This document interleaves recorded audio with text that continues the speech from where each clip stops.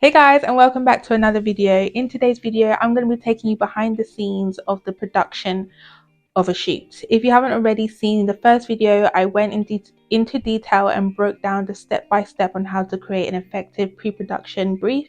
And today we're going to be going behind the scenes and actually taking the shoot for that brief. This is a three-part video, so stay tuned. I'll also be showing you the post-production as well. But let's head right into it and get it started.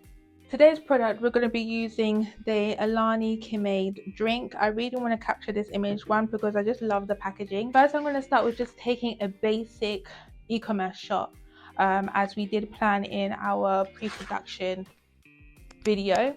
And then I'll also be taking a hero shot as well using one of my blocks as well. First things first, really I should be wearing gloves. So let me put on some gloves quickly. And the reason why I'm putting on gloves is so I don't get any fingerprints on what I'm doing. So perfect. Let me just move my lens. Fab. Can't actually remember, but I will make sure that I put it on screen or link it down below.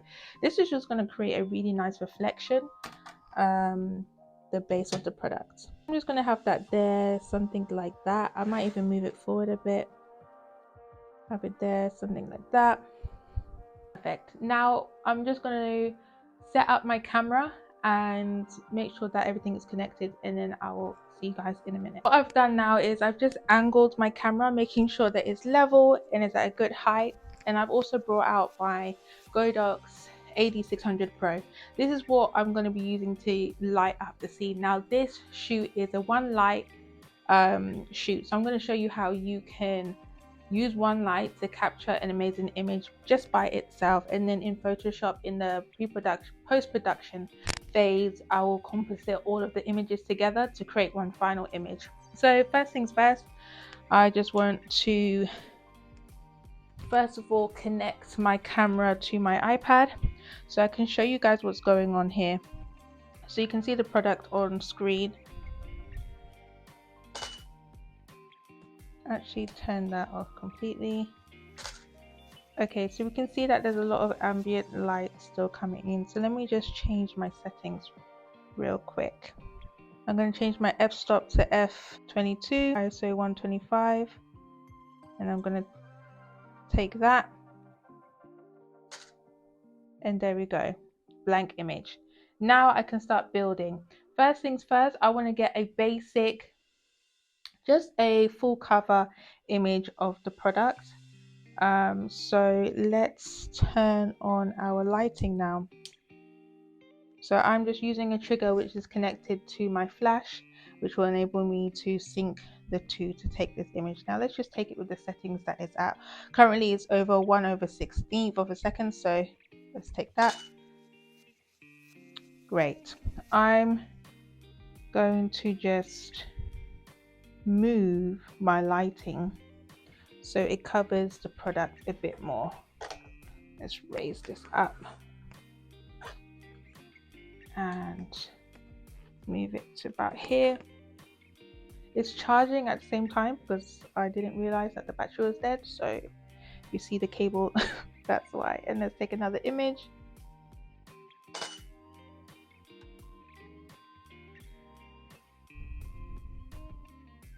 Great, let's move these white gloves from there because that's definitely reflecting back into the product. This is a very reflective product, so let's just take one more.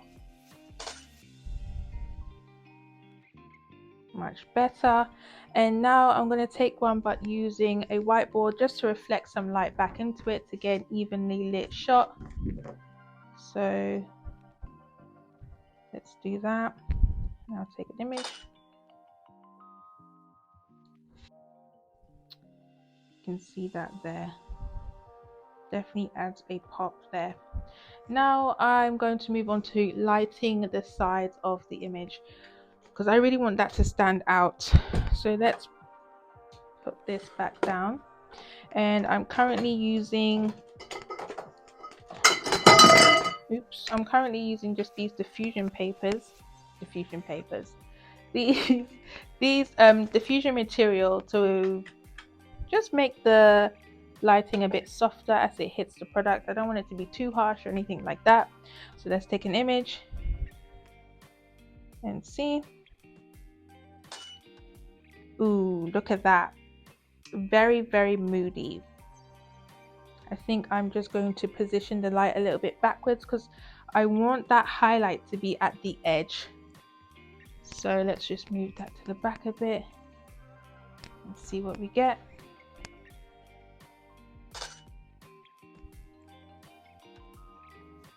I think it can be moved back even more. So I'm just going to do that until I get it into that desired position. And let's take a shot. Much better. Do you guys see the difference? Let me just show you.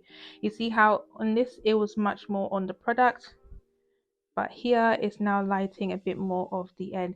And you know what, I'm just going to use something to guide the light. So I'm going to put this here just so the light doesn't spill as much. Let's see if that does anything, and let's shoot.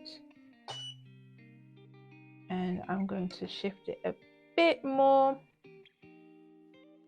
and shoot. Don't know why I did so many times. And let's see.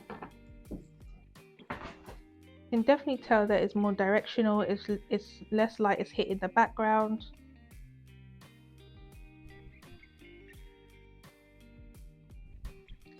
And we've got that highlight there. So what I want to do now is do the exact same to the other side so that we get an evenly lit side by side image.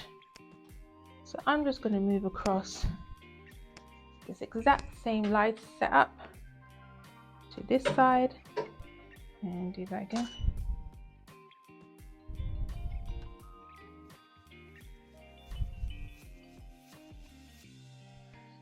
So I'm just going to move the light a bit back a bit more like that, and then I'm going to use this again to make the light a bit more directional. So let's do that. Yes, I like that. So we've got the left side and now the right side. See the left side, right side, left side, right side.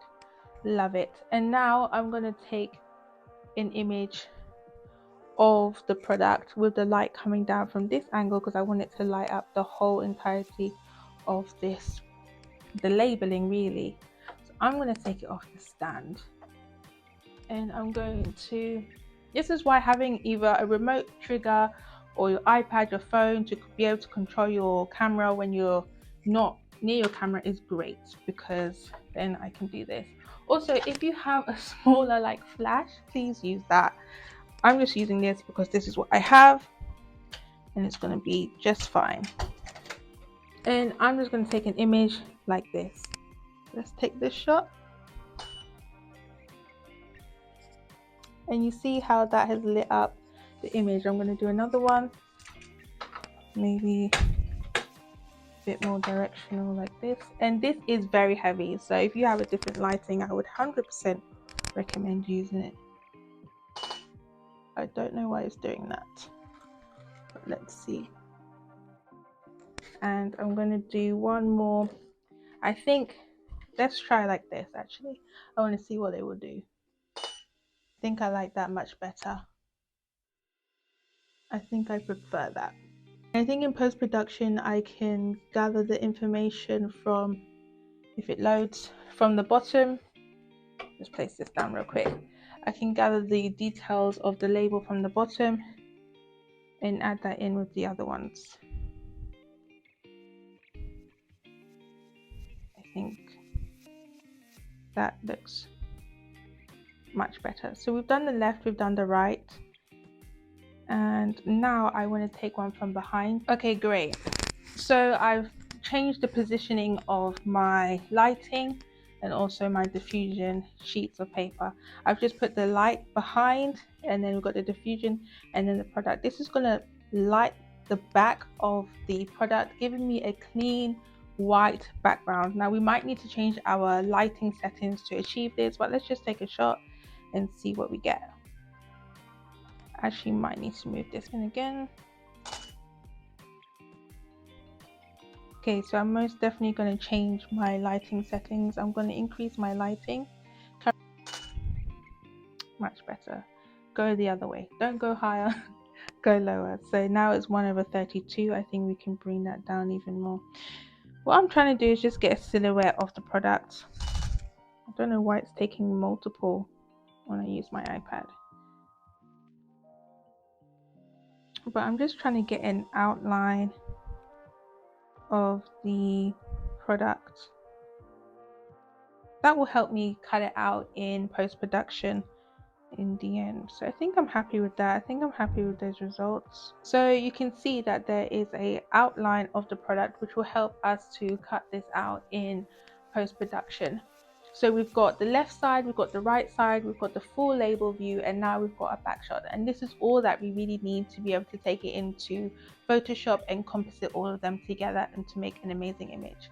So our next video will be us editing this image in Photoshop, maybe using Lightroom as well to create the end result.